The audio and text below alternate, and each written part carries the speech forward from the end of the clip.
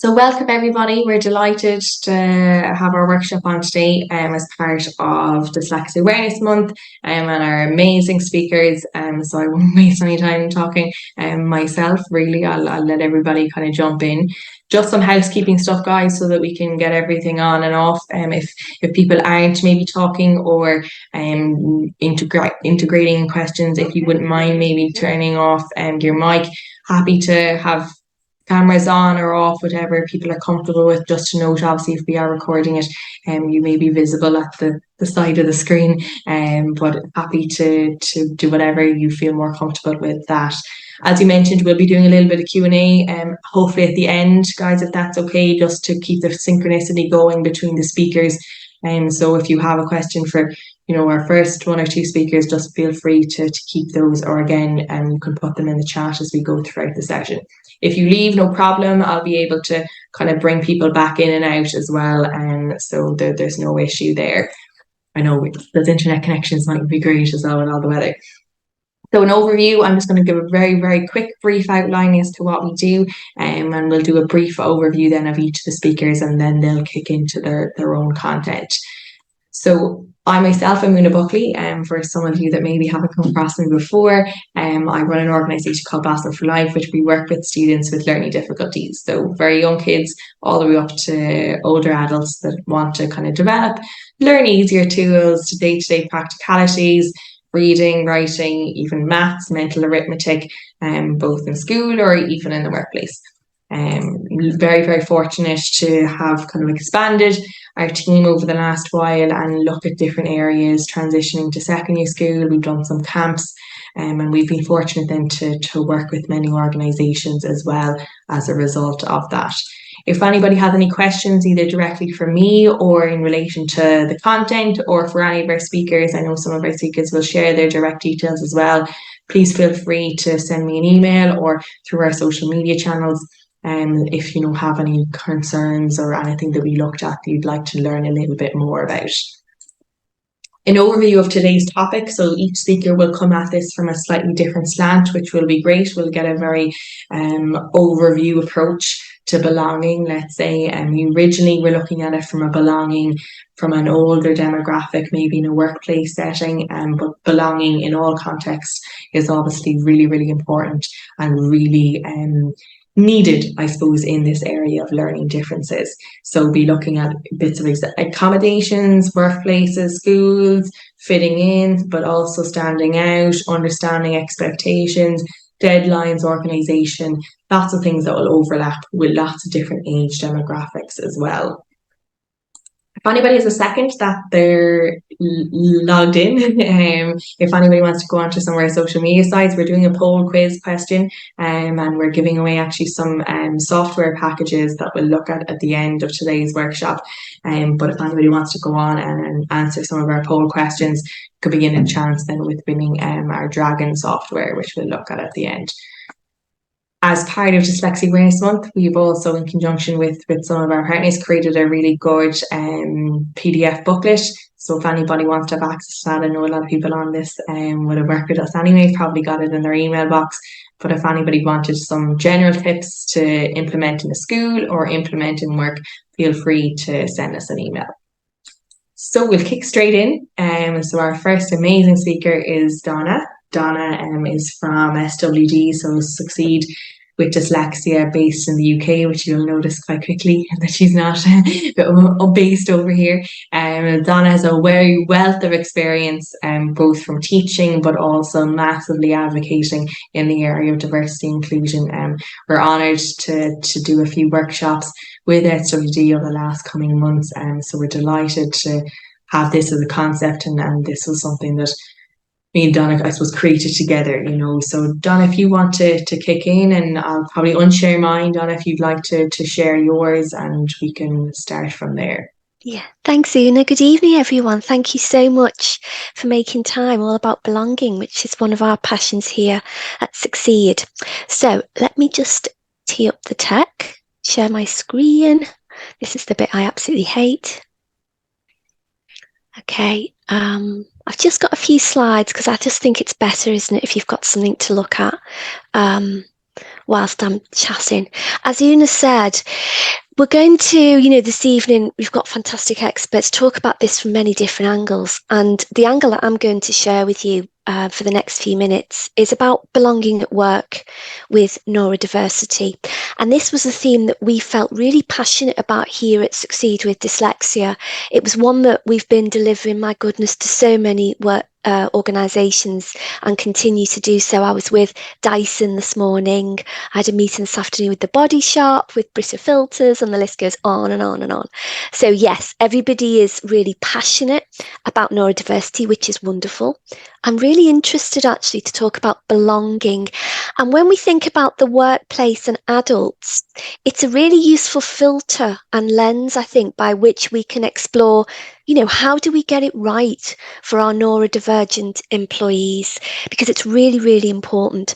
I was with, here in the UK, the Department for Business and Trade at the very beginning of October, and they are aware, and it's really interesting, that by the year 2030, so in 7 years' time, 57% of our workforce will be from Gen Z. So that's our younger generation, our young adults coming in to the world of work. And we also know from other data that about 50% of Gen Z identifies neurodivergent. So in the world of work, this is a really huge issue in order to be aware and celebrate belonging, because it's important that we future-proof our organisations, isn't it? Because we've got lots of new recruits coming through who are very proud to be neurodivergent, and of course we have to figure out how we support each other ongoing anyway. So when we were exploring here at Succeed, what does belonging mean to us? A few things came up really in the ideas. We knew that it was a sense of acceptance, that people feel accepted for their uniqueness. And I really love this idea as well about feeling treasured. And, I know that might be a bit aspirational for some organisations, but I think it's really important that we explore what it means to be treasured in terms of your neurodivergent differences, that you also feel comfortable to share who you are and your opinions, and you really feel cared about as well and accepted. And something that I know definitely feel really passionate about, people not being scared to be their authentic, true selves as well. And I wish that I could tell you that in my job, that I don't feel that the fear factor is an issue anymore in 2023, but it really is. There's probably isn't a day go by that I don't speak to an adult who tells me they're frightened in some way to talk about their neurodivergent differences. And certainly while that's still happening, the work that we do here at Succeed, which is in large part non-profit, the journey goes on really. When we were exploring about, what is belonging, something we discovered which is really interesting and actually really useful, I think, to hang our thoughts upon, a bit of a scaffolding, is these 5 pillars of belonging. So we've got welcomed, known, included, supported, and connected. And actually, although, we all understand what belonging means, I think these ideas of these pillars, these categories, really help practically, certainly for the organisations that I work with, to think, okay, what do we do to welcome people in our organisation? What do we do to make people feel welcomed? What do we do to make people feel known to us? And so on. So it's a really useful way to think about belonging. And here we are, I've popped it on this slide. Something while we've been thinking about belonging here, it was interesting to hear Una talk about fitting in and so on, but still feeling seen and known. Something else that I know the conversations I've been having, certainly across the month, is this idea that is the opposite of belonging, fitting in. We talk a lot these days about masking, don't we, and hiding ourselves, especially for us adults. And certainly there's lots of thinking around maybe the more negative side, the darker side, if you like, of fitting in. And is it actually the opposite of belonging? And I think if we inadvertently focus too deeply on this sense of fitting in to our own, identity's detriment, then maybe it is going to get us to a place where we do feel isolated and unseen and that we're having to mask. So with that in mind then, hopefully you agree with us here at Succeed, belonging is a really important thing that we need to figure out how we get it right and encourage that sense for individuals. And what I've tried to draw together here is, the benefits of trying to encourage a sense of belonging with our neurodivergent colleagues. I think that what we make sure that it does really is that we have allies and that lived experience at the very heart of what we do. We talk a lot these days, don't we, about the authentic voice and that lived experience. And I think that's really got to be at the heart of what we do if we're serious about belonging. We also talk a lot these days about psychological safety at work. And again, I think that if we are passionate about belonging when we're exploring neurodiversity, then I think, as a wonderful byproduct of that, we are creating these psychologically safe places to work where people feel that they do feel accepted and they don't feel so scared to be their authentic selves. Something I hear a lot as well as I work with organisations, and it's a great way of putting it, is this neurodiversity playbook, with lots of organisations saying we need to figure out what we do, what's our roadmap, what's our playbook about this. And again, I think if we have a sense of belonging as one of the chapters within that playbook, we probably can't go far wrong as well. For sure, I think training and awareness and talks like this has got to be part of that journey as well. And I'm really passionate about going right to the top and thinking about, what's in our policies? Are we talking about neurodiversity within our policies? And making sure that our language is bang up to date about our understanding of what neurodiversity is, what it means to be neuro-inclusive and so on.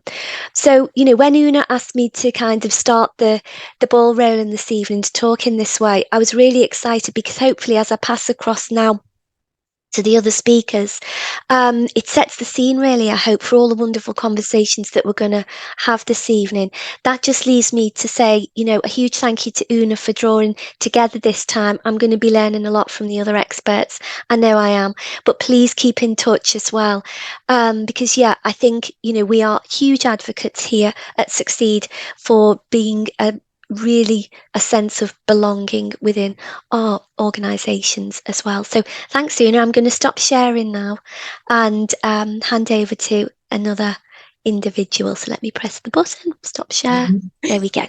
Thanks, Donna. You're very good. So nice, teeing up to different topics and different views on belonging. So thank you. Very lovely to have you on, and it's a great feeding us into our next topic, which is fabulous. So just as a little bit of an overview, we have Clara, who again has a massive wealth of experience. Again, I won't go through all of these many fabulous traits that Clara has, and I'm very, very privileged. We are, all of us, really, to have Clara on this evening for her wealth of knowledge and the education space, and with working in private practice as well. So we're delighted to have you, Clara, and we've had so many queries and questions in relation to, all factors that fall under your remit. So without further ado, I'll unshare these, Clara, and I won't take anybody's time away from hearing your golden pieces of nuggets. I don't know how golden they're a bit washed out today. Okay, so I'm going to have to do the tech bit as well. And Donna, thank you so much for that wonderful teeing up of so many fabulous concepts. There's so many important things in what you have to say, particularly, I think, almost showing how broad the whole area is. It's a huge area, isn't it? And when Una first approached me, I was like, oh my God, it's massive. I'm going to talk about that. So I was thinking that I would talk about it the way I talk about it when I'm talking to parents, and which is I try to take big ideas and big concepts and often academic language and try to bring it down to the reality of the busy parent or the busy person rushing out the door to work. Because one of the things I have found, I suppose, we are a neurodivergent household. Yet for years I was the professional on the other side of the table, And one of the things I have found is when you work in the space, you can take language and the understanding of language for granted, and that doesn't necessarily translate to the people accessing the services. So the first thing I wanted to introduce was the concept of neurodiversity, and I'm sure many people on the call this evening are aware, but maybe people looking afterwards may not, that dyslexia is now considered part of the neurodivergent umbrella. And so that's the little symbol there. You'll see that one there. And I particularly like this one from the fabulous Nancy Doyle of Genius Within. I'm sure you're familiar with her work, Donna. And she did this idea of the overlapping bits of, I suppose, different ways to be neurodivergent. And I suppose it's an umbrella term that shows the overlap between all these different conditions. Even though they're labelled as disorders, I hate using the word disorder. I have a bit of a hang up about the medical model language used. So, but there is a massive overlap between dyslexia and things like ADHD and autism. And why is that important for people who are dyslexic to know? Because I suppose it can explain a lot of things, because typically people who are neurodivergent often have huge overlaps with things like executive function difficulties or challenges. Maybe they're just wired a little differently. It's a phrase I use a lot with young people because I try to frame differences as necessarily a deficit. So I suppose when I think dyslexia, I think neurodivergent. So, and just to explain for people who don't know, so you have the neurotypical majority of the population, and then you have a big minority of the population who are neurodivergent, but an individual person might be neurodiverse. And I would be the first to say it's a bit of a minefield, and the language is evolving all the time. Social media is actually a good way to keep up with it. A lot of the advocacy organizations are very, very active on social media. So if you are an adult or a parent, or an adult parent, a teenager, whoever, and you want to get it right, the first thing I would always say is ask the person you're talking to how they wish to be described and what language they use. So some people might prefer a person with dyslexia, other person might prefer a dyslexic person. Typically, person first language is currently recommended, but I always say ask the person you're talking to.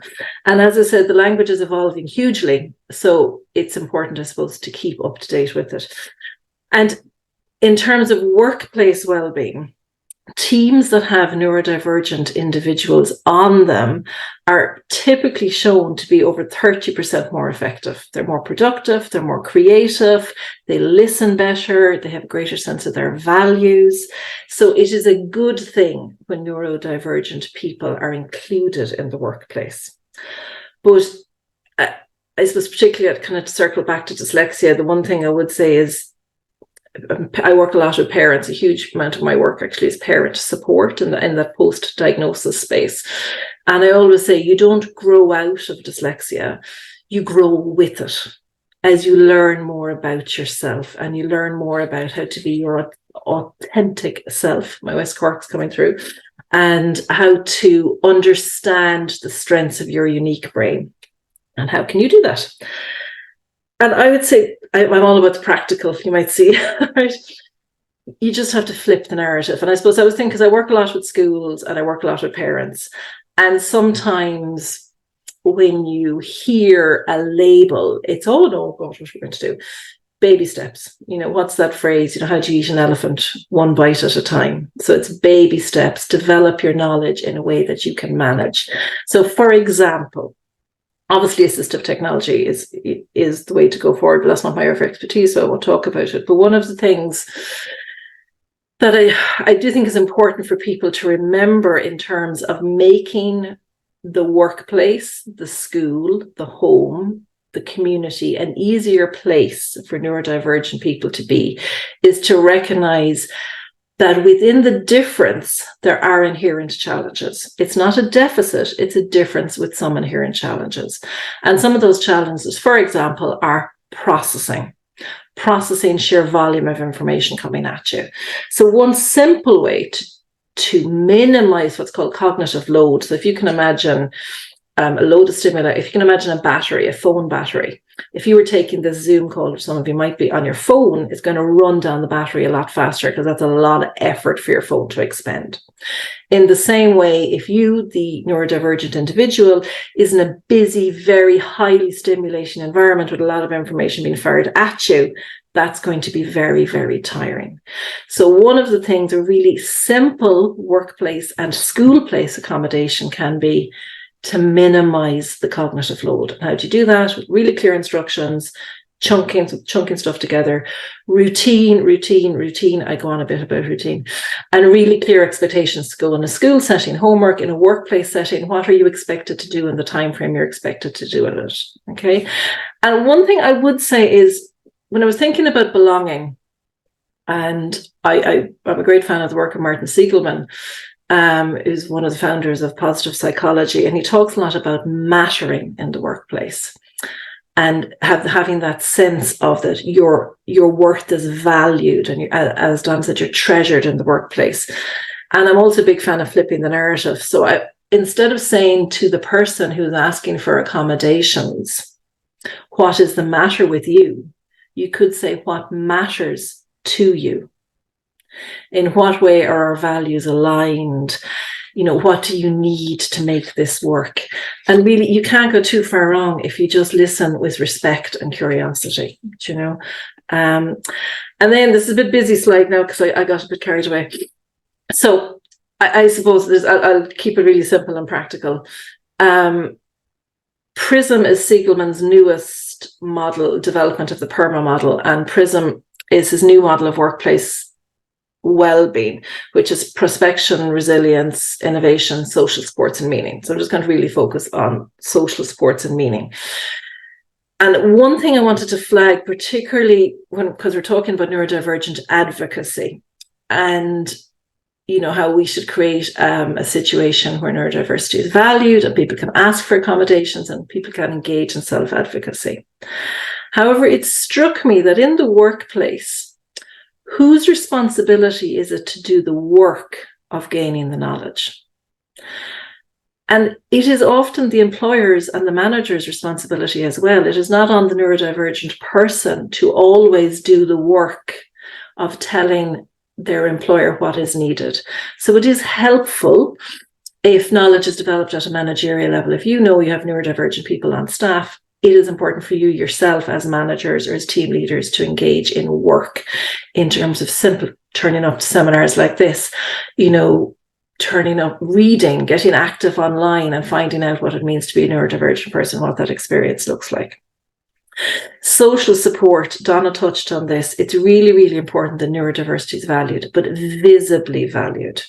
So simple things like wearing a little neurodiversity pin, having visible posters in the workplace that value and state the values of the organization, and neurodiversity is accepted, because often the person who really needs you to be open about the fact that neurodivergence is valued in that setting mightn't ask for it, mightn't verbalize that, because that takes a lot of effort. Social snacks is a term used by, obviously social connection is fantastic and really, really important.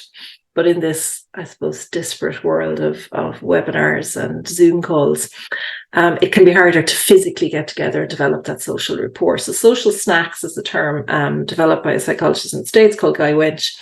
And he talks about, if you can't really engage with someone, at least have photo, for the person's workplace. So have photo of close family friends, have photos of the team, at the last team party when you all got together, have testimonials from clients, surround yourself with reminders that you've had success and that you experience connection. And then finally, the last thing I was thinking is use connecting questions. It's really, really important to find common ground with the people you're working with. And finally, because I'm conscious of time, I put up a picture of Maslow's hierarchy of needs, and people may be wondering, why is she talking about Maslow's hierarchy of needs? Because everybody forgets the basics. A lot of neurodivergent people have a lot of sensory processing issues. A lot of neurodivergent people lean towards anxiety. So, is their physical environment comfortable? Are they those horrible fluorescent blinky lights overhead? Are the toilets nice? Are they easily accessible? Is the temperature in the room adjustable depending on whether you're a cold creature or a hot creature? Because unless you're physically comfortable, it's going to be very hard to do any work. So I suppose I just put that in as a gentle reminder that top level stuff is really, really important. Yes, managers do the work. Yes, write values-based policies. But you know what? Clean toilets and a bit of fresh air go a long way as well. So you have to think practical as well. What can I do to make this workspace an inviting workspace and a space that I can actually work in? And I think that is me done. It is. Yes. I might be from Cork and speak fast, but I think that took that was good going even by my standards. Right. I'm all done now. Thank you, Clara. That was so amazing. I'm sure everybody can highly agree and commend you on your very much condensed but very, very detailed. We'll not have to re-listen to it to pick up all of the nuggets flying in and out. Completely agree with all the sensory stuff. And I have it myself. I have the ring light on, and my own sensory processing is getting challenging from a dyslexic standpoint. So yes, very much so. Support and really lovely to hear some of your tips and tricks as to how to move through some of those. Guys, we'll move on. And thank you. That's great. Sarah, we're delighted to have Sarah on. And Sarah's going to give us a little bit of an overview from her experience in diversity and inclusion and also in a workplace setting. So I'll just unshare and reshare quickly. I'll unshare these, Sarah, and if you want to jump in and if you have slides, feel free to share them away as well. Great. Okay. Okay, great. Thanks, everyone. Thanks, Una, in particular, for asking me to be a part of this. I suppose slight background, Una and I did our undergrad together, and we recently reconnected when I joined Grant Thornton as a consultant last year. I decided to take part in some of our diversity and inclusion initiatives. And one of the ones that I was keen to get was to have Una come in and do a webinar series for our colleagues who maybe have family members or kids or teens or something around who are dyslexic. So Una joined us in May to do that webinar, which was highly regarded and had the highest attendance of any this year. So thank you, Una, for that. I suppose what I'm going to cover today is just a little bit about what we do in Grant Thornton. It speaks to some of the points that Donna and Clara have raised already. I'll talk about our equity, diversity and inclusion package and what we do for the community, and just how I believe we're creating a culture of belonging, and then just leave you with a couple of my top tips that I have just for myself as well. So in terms of our ED&I program, it's kind of fitting that the words and the language that Donna used was treasured. Our program is called Embrace. The Embrace program doesn't just look at neurodiversity or ability or physical ability. We have 5 pillars in this program. It's a fully employee-led program. So while we do receive some funding from the organisation to do things like host a webinar with Una, for example, or learning and development opportunities, it's fully run by employees essentially off the side of their desk. So I suppose for me, it's a place that not only looks to try and promote this idea of embracing people or embracing diversity and inclusion, but it also is a place for people to grow in their own right and to bring their own diverse backgrounds to the fore and actually lead out on how we deliver on what we say we're going to deliver when people come to work for us. We have 5 pillars in Embrace. So we have gender equality, ability, LGBTQIA+, family, and ethnicity and culture. So for me, I'm currently the co-lead on the family pillar. This was a new thing for me to come to, it's family. But I suppose it's the one that intrigued me most because as someone who was without children when I joined, I recognised that family didn't just mean having children. And I think a lot of workplaces do a lot to encourage working parents, but family can mean having caring responsibilities, having, you know, responsibilities outside of your immediate family. Family to me also means community. So you might be related by blood, but you could be related by background or anything else. And each of these 5 pillars throughout the year have been working on delivering, I suppose, different initiatives. The initiatives are, I suppose the main purpose of them is to drive awareness of each of these 5 pillars. So, for example, with gender equality, we will obviously celebrate International Women's Day, but we'll also do things like roll out sanitary products in all offices that are free for staff, for example. So they're initiatives that are subsidised by the firm, but they're brought to the fore by employees. Our Embrace programme has an ally kind of tangent. So generally the pillars are organised and structured by people who sit on a committee, and we do the events and stuff. But we've also this year created an allies programme. So again, it's kind of speaking to the sense of community that Clara and Donna were talking about as well, is, you know, you don't have to actively be involved in organising events and logistics and all that stuff to be part of what Embrace means. So our allies program is set up for people who maybe don't have the time commitment to be able to participate, but still want to be part of a community. So they'll either join maybe the ethnicity and culture allies group, and there you have a group of people who, you know, have shared values, shared interests, and are promoting or trying to promote the same thing as you. So I just want to talk a little bit about Embrace, because that's kind of our main way that we are showing equity, diversity and inclusion. It sits within our sustainability offering within the firm as well. So I think it's good to know that it's not just out there on its own, it's highly linked to the UN SDGs as well. That's kind of what we do for people inside the firm. From an Embrace perspective, we do, of course, each of these pillars comes with learnings. A lot of it is stuff that's tailored at management or people managers to help them kind of grow their understanding of what their employees might need for them or what their team members might need from them. And like Clara was just saying there, we really do try to take it on ourselves as managers to put ourselves in the position of growing, as opposed to trying to kind of have people come to us with their needs, giving us stuff. We're trying to get it for ourselves as much as possible, to just take away that burden. In terms of what we do then, just for the wider community, I thought I'd point out a couple of things here. So our community pillar also sits under our sustainability umbrella, and I think this is important because it doesn't just speak to belonging in the workplace, it speaks to belonging as an individual, for me as an employee in the community. So we have a couple of key initiatives that we've rolled out or have over the last few years. We have a charity partnership with Children's Hospital Ireland, and central to that partnership is support for the rights and welfare of sick children and their families. So I suppose this again ties back to what we do internally for ourselves. We want to put back out into the community as well. We have partnered with Trinity for the last, I don't know how many years, since way before I joined anyway, and the Trinity Access Programme. So that programme prepares students from underrepresented backgrounds to attend college and then move on to employment post their degree. We have been providing mentoring to those students as well for the last number of years.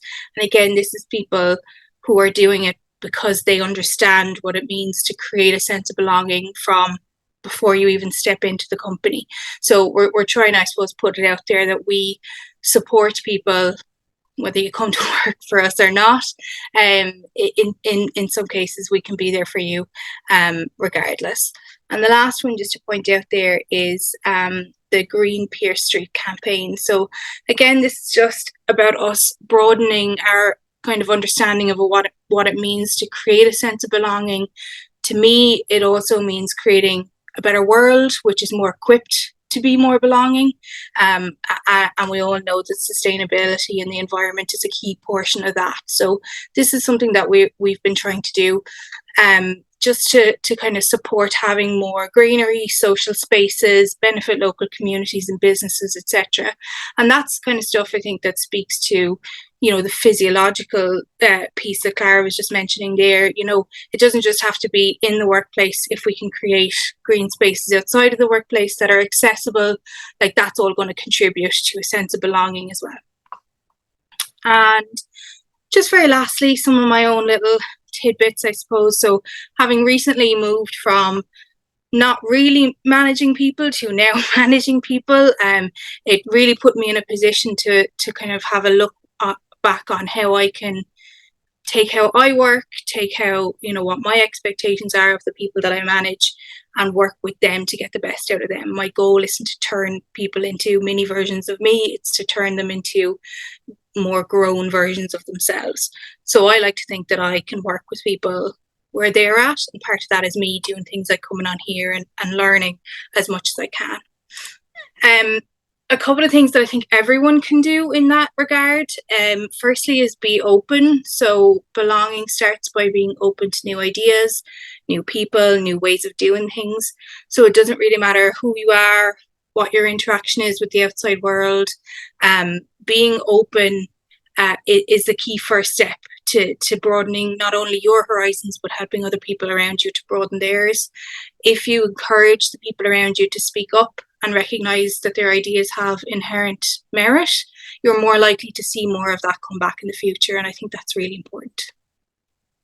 Active listening is a key one for me. My day job is a change manager, so I do a lot in communications. And active listening is a really important part of that, but also just managing people more broadly. People say, you know, send out a form, send out a survey and see what comes back, and then we'll do that. That to me isn't really active listening. Active listening involves action by its very nature. So it's more than just saying, we did this employee survey and 45% of people have said that they are neurodivergent. That's not listening because you haven't asked the right questions. So to me, active listening means follow up, be interested, be curious, be supportive, but taking some action to recognize the feedback or the questions that you've gotten. And then lastly, for me, it's just to recognize that there's strength in diversity. So I think Donna mentioned it earlier as well. You know, we're more likely to have better design, more collaboration, realistic applications of products or services, etc., if they're being designed by a diverse group of people. If 4 people of the same background with the same everything come together to design a product, it's going to work really well for that type of person, but it's not going to work really well for someone who's completely different. And just from a company perspective, to know that being able to put a better product, a better service, whatever it is, out into the world, you know, relies on having diversity in the room making decisions. I think it's important that people remember that, and just to understand that for great people to flourish, we have to include them from the start. It's not kind of a tack on at the last minute and make sure it works for that person. They have to be there from the beginning, being engaged and being involved. So that's kind of me. I hope that was okay for everyone, and I'm happy to answer any questions when we're done. Thank you, Sarah. That was amazing. Yes, more than enough. It's great, and thank you for your overview of key actions and your personal suggestions. You know, it's great to have that level of practical tips, you know, as well of things that can, you know, just be integrated into the everyday environment, which is really fabulous. So we really appreciate you coming on board, and thank you very much for your overview. Will just lead us nicely into Shay. So Shay, again, like all of them, I think there's just so many words in all of these, and I'm like, I can't read them all out. So Shay also has a fabulous background, but coming at it from a different slant. So I think as listening to everybody, it's been so lovely to have different avenues and different lenses put on things, as with having a learning difference, it's often good to look at things in a different perspective. So Shay will give us a different overview, maybe from a leading from a university into a workplace setting, and give us a little bit of an outline there as to the level of work that he's involved in, and some practical tips and suggestions around that. So I'll just unshare these, guys, and Shay, you can maybe share and kick in whenever you're ready. Sure, thanks, Una. Hope this works okay now. And sorry, I'm so used to Teams, actually. Zoom, I don't use that often, to be honest. No problem. Take your time. Don't worry.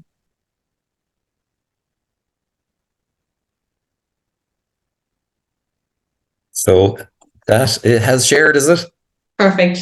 Okay, great. Okay, great. Thank God. Okay.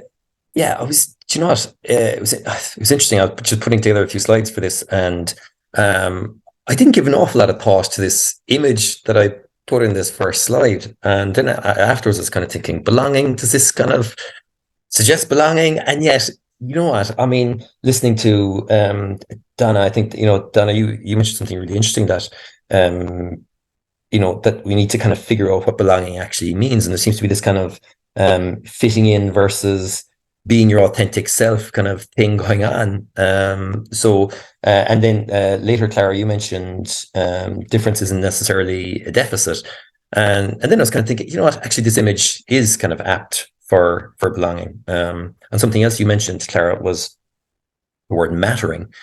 And I guess mattering in a workplace probably gives us a real sense of belonging. So a really important word, I think. So thanks for that. Look, I am the Access UCC Employability Project Manager. And the Access Office in UCC, we support students with a disability, mature students, and students from a socioeconomically disadvantaged background. But specifically, I work with the students with a disability.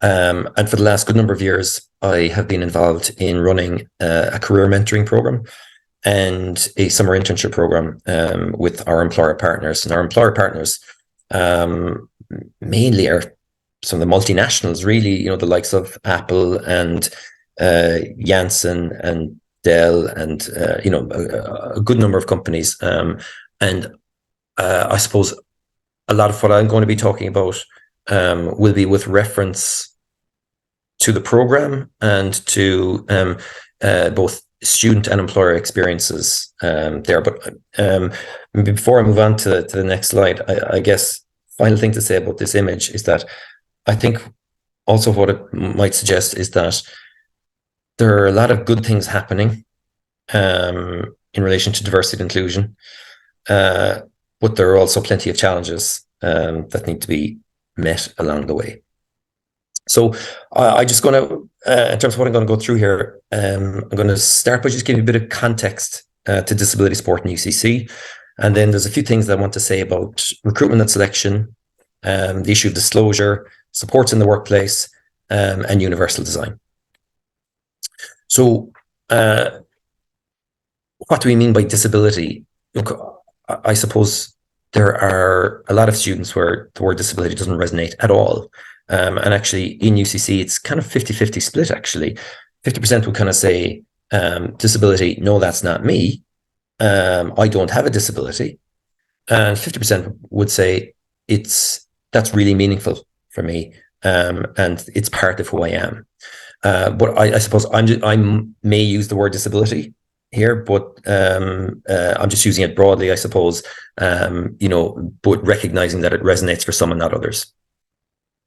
So in the DSS in UCC, we have about 2,100 students registered, and the biggest cohort would be students with dyslexia. So it's about 36.9% of that 2,100 are students with dyslexia. And you can see all the other disability categories there. And I guess overall then 56% of DS students fall under the neurodivergent category. What I also think is interesting is that 44% figure there, because it refers to employers as well, and employers' view of disability. And I often show these figures to employers because I think it challenges their understanding of what disability is and what it's not. So 44% of employers first think of physical disability when hearing the word disability. And yet, in our 2,100 cohort, physical disability represents 6.3%. So yeah, look, I think there's plenty of work to be done in terms of, educating everyone, educating employers around what disability is and what it's not. And just some more statistics here. 22% of persons in Ireland have a disability. That's according to the latest census, 2022 census. There are almost 18,000 students registered with disability support across universities in Ireland. A person with a disability is half as likely to be employed as others of working age. And that 36% figure there refers to a survey I did myself a number of years ago, which looked at the graduate outcomes for students who were registered with disability support in UCC. And 36% of those respondents were unemployed, and 50% of that number had never been in employment. Actually, during that survey, I would have spoken to all respondents, and I spoke to a good number of graduates with dyslexia, many of whom were working, but many of whom were hiding the fact that they are dyslexic, and would have admitted to coming in early, leaving late to maintain the workload, rather than disclose their disability and look for support, and disclose their learning difficulty and look for support. But I think that's a really good figure there. The last thing that's popped up there: 2,000 students with disabilities graduate every year, and students with dyslexia will be the largest cohort there. So I guess in my experience of dealing with employers and on our program, recruitment and selection processes can inadvertently exclude students with a disability, and certainly students with dyslexia. And thinking in terms of dyslexia specifically, psychometric testing can be a real challenge, I suppose. I've met numerous students over the years who would have said that they have been offered additional time, but additional time was no good to them. They just couldn't do them. They were looking for different assessments. And I suppose one of the things that we are doing now is we are challenging the employers that we deal with to offer that different assessment, rather than going down the route of psychometric testing. So it's a challenge to do that, I suppose, but we are certainly looking at challenging our partner employers to really looking at that. Job description formatting, something as maybe simple as that, it might be often overlooked, but can be a real challenge for students with dyslexia. Can be a real challenge for the tech as well, for screen readers, even, for example. Jargon. No, I guess I would say jargon in a job description, almost regardless of disability or learning difficulty, jargon is an issue, because the job descriptions can be written to become absolutely meaningless. But where someone has challenges, such as dyslexia, I think it's much more likely to lead to someone not applying, because they can't really engage with the language, and it ends up being kind of meaningless to them. And a lack of advanced information, I think. Just even having a chat in the office today about challenging employers to give applicants the first 3 questions in an interview. Give them those questions, because so many students that I've met over the years have stressed about going into an interview, and it can be crippling, kind of anxiety that they feel about how am I going to express myself here, and so just to have those first 3 questions could be hugely beneficial, because they can help them to prepare for those questions, but then to go into the interview and relax into the interview, I suppose. So that's another challenge that we'll be making to our partner employers. Disclosure then continues to be an ongoing issue for students. And I've met so many students with dyslexia over the years who have not wanted to disclose for fear of discrimination. They fear that as soon as they mention it, they will be eliminated from the job. Does that exist? Maybe. I think it's becoming less apparent, I would say. I'm basing that on my own experience in the employers that we're dealing with, who are really open to students disclosing. But it is an ongoing issue, not just for the student, actually, but for the employer as well, because we, like, one of the things that we're doing at the moment is that we're developing some training around inclusive interviewing, because there can be huge pressure on a student, for example, to make a disclosure, and yet does the person across the other side of the table actually know what to do with that information? How do they handle being disclosed to? So it's a two-way conversation, and we're certainly again challenging our partner employers to engage in our training. And we're then challenging students on the other side to develop their skills in relation to making a disclosure in a really positive way. And so we hope that in doing that, that disclosure will become a less stressful issue for our students. Support in the workplace. Look, there are lots of supports that a student with dyslexia can avail of, I suppose. But the supports that I've identified here are specific supports that specific students have asked for on our program. And, you know, they've asked for some, what you might consider some of the typical things, like the tech, the read and write gold and Grammarly and so on. But some students have been quite specific, because I suppose one person's experience of dyslexia can be very different from someone else's experience of dyslexia. So supports required can be very specific. So one student mentioned that they wanted to be kind of exempt, maybe from taking minutes in a live meeting. Someone else just mentioned clear instructions. They needed very clear instructions. Another student mentioned that they wanted verbal instructions followed by written instructions of the same thing. They wanted to, yes, say it to me, but also follow up in writing. And so communication is really important. And I think what we're finding is that our students in our program are being much more open with employers, and employers are really embracing that as well.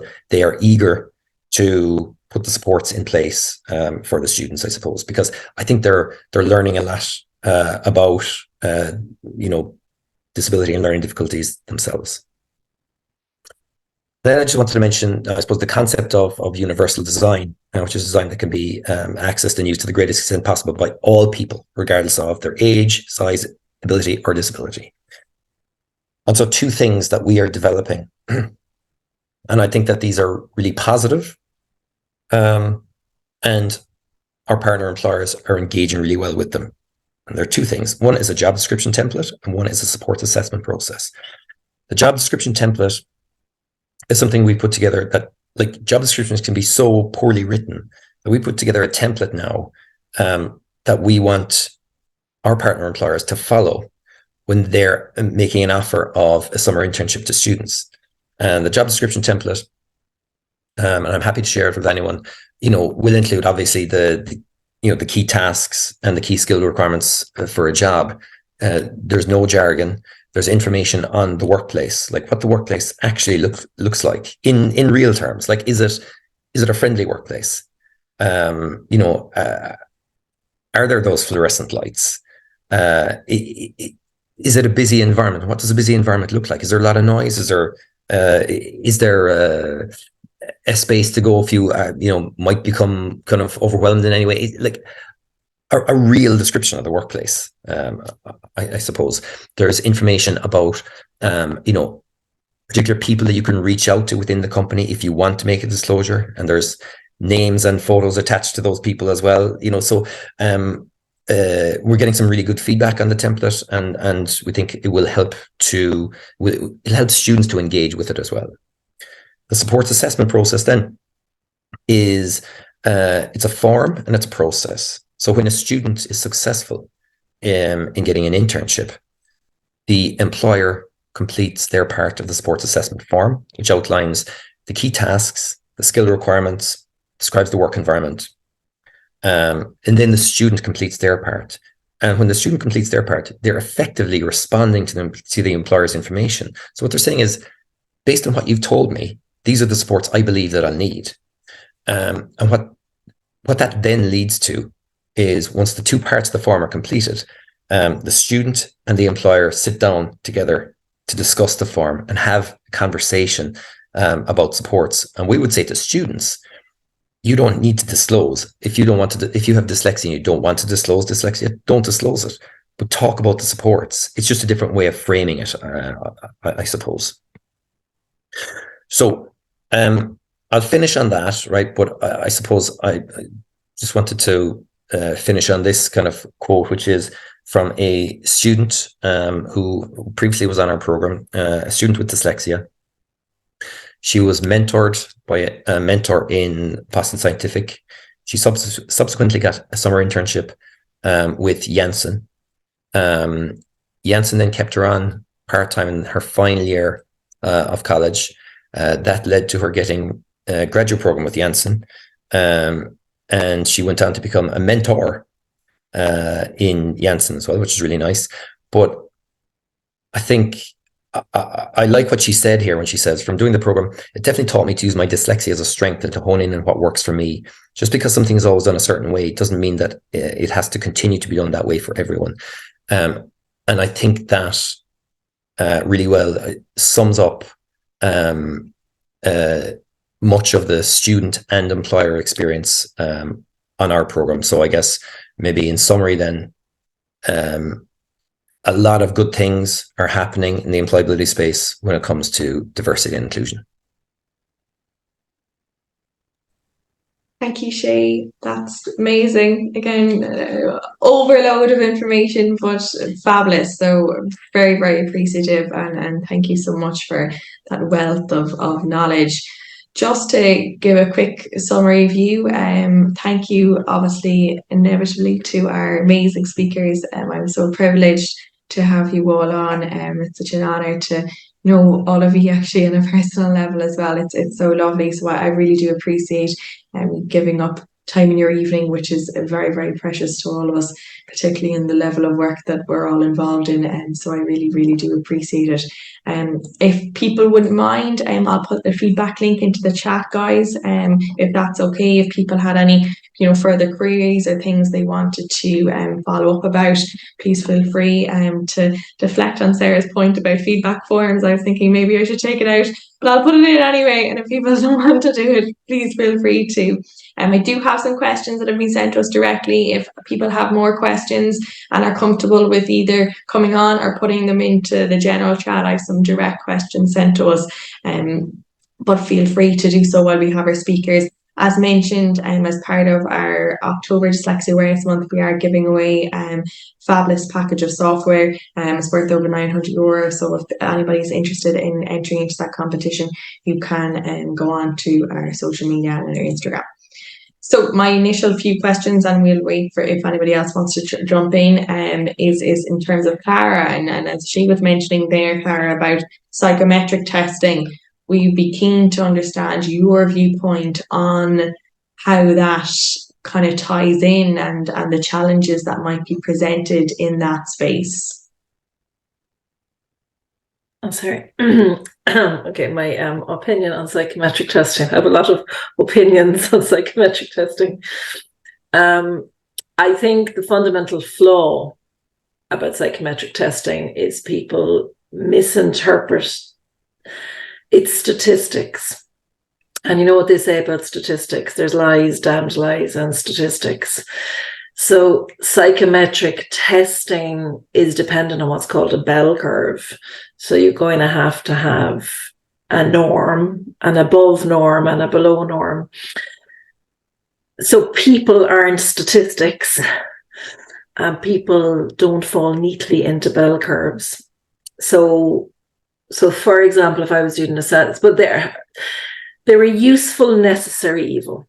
They're a very, very useful tool when they're interpreted with caution, is what I would say. Unfortunately, many people use them as a blunt object.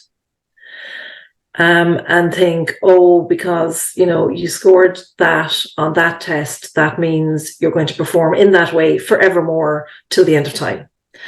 And that's just simply not true. How you perform on a test on a given day is what your performance level was on that given day. There's, a statistical suggestion, confidence that could be 95% certain, that were you to get the same test again in similar circumstances, so maybe it's raining and you're soaked wet, or there's a fluorescent light buzzing overhead, or you couldn't find parking before you did the test and you were already stressed starting the test.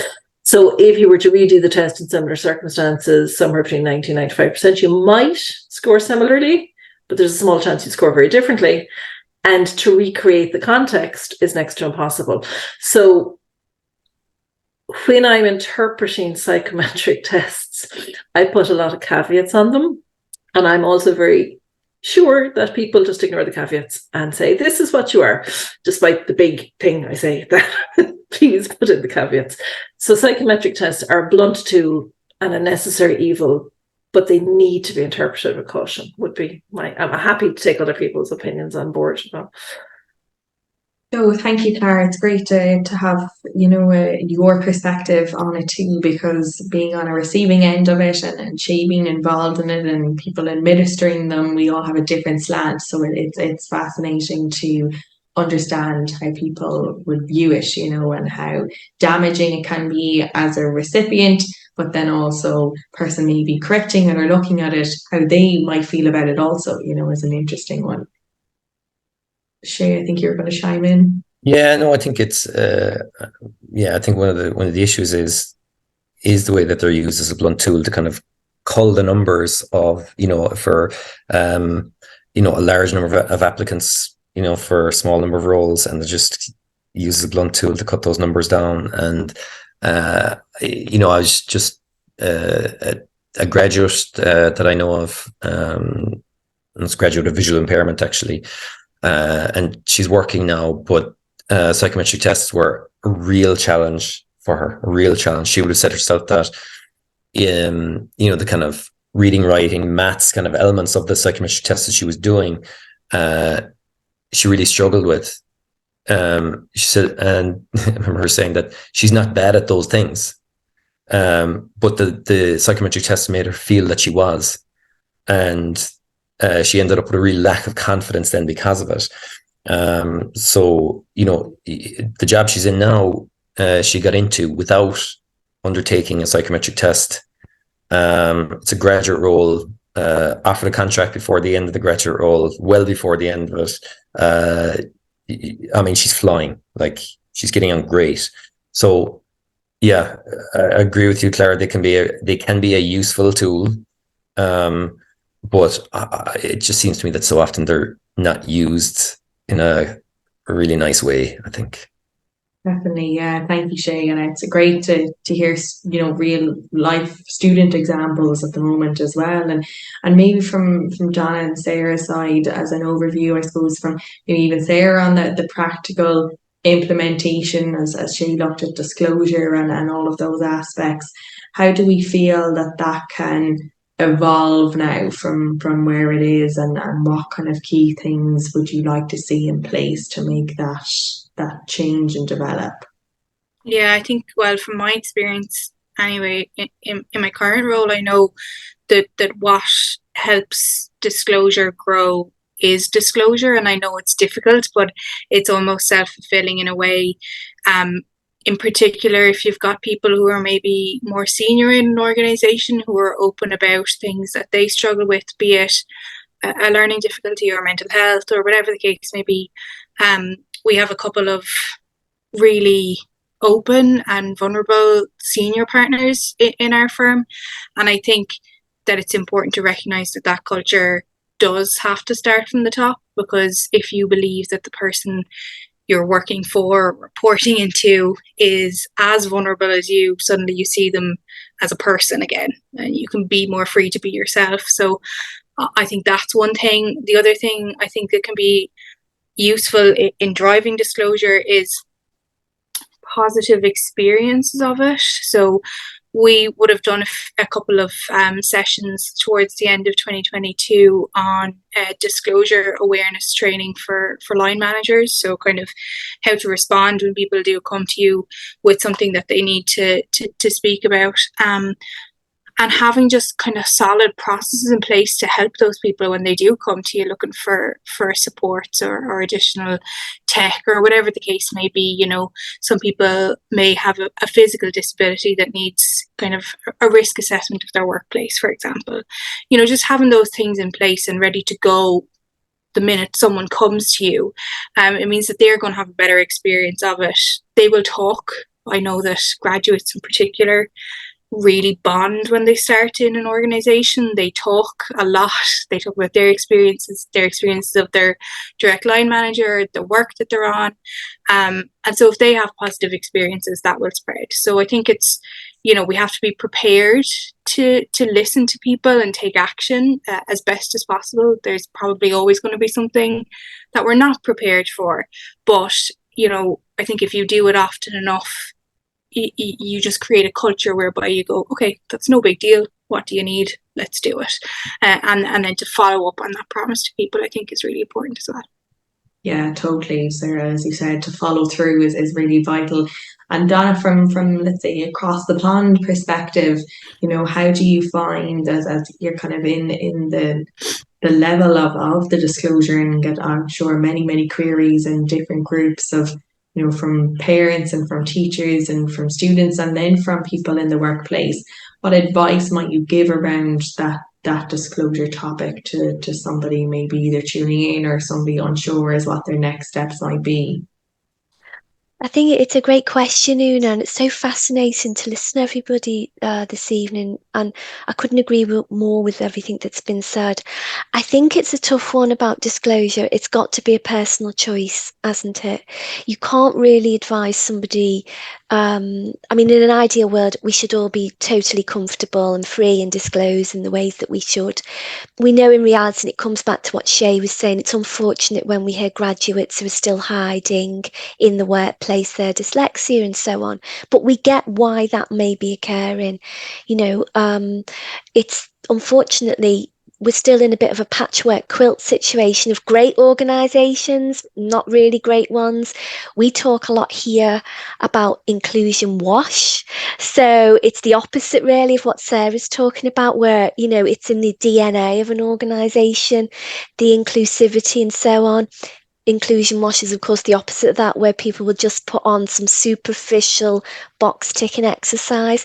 But I think we're all getting really great with our BS monitors now. I don't want to swear, but in terms of thinking, I feel like maybe this is just all window dressing, and beyond that, there isn't really much of any substance. And I think the more that, you know, as individuals, as in communities, that we get better at calling out poor practice and really highlighting, like what Sarah was saying. I love listening to you, Sarah.